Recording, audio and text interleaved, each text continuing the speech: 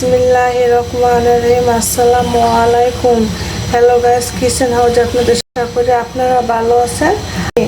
আপনাদের সাথে শেয়ার করব কচুরলতি ছোট চিংড়ি দিয়ে রেসিপি। আমি ছোট চিংড়ি মাছগুলো বেছে নিয়েছি। আমি 3 মিনিটের জন্য সিদ্ধ করে নেব। সিদ্ধ করার কারণ হলো এখন বর্ষাকালের লতি যদি গলায় জ্বলে সিদ্ধ হয়ে গেছে, এখন নামিয়ে নেব। আমি লতি রান্না করার জন্য পরিমাণ মতো তেল দিয়ে দিলাম।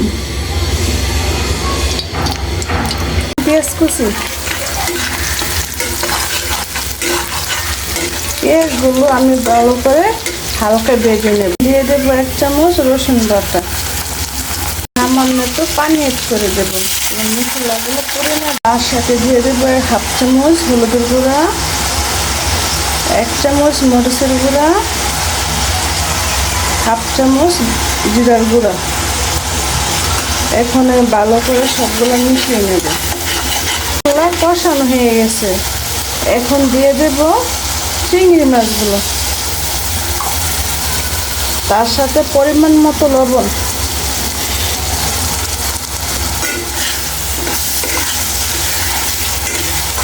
সাথে একটা শুটকি দিয়ে দিলাম। শুটকির কাঁটাটা বেছে নেব।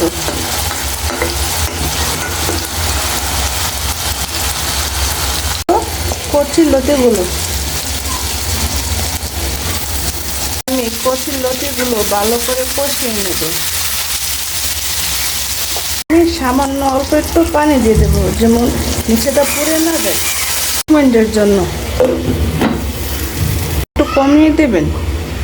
দিয়ে দেবো সামান্য একটা লেবুর রস।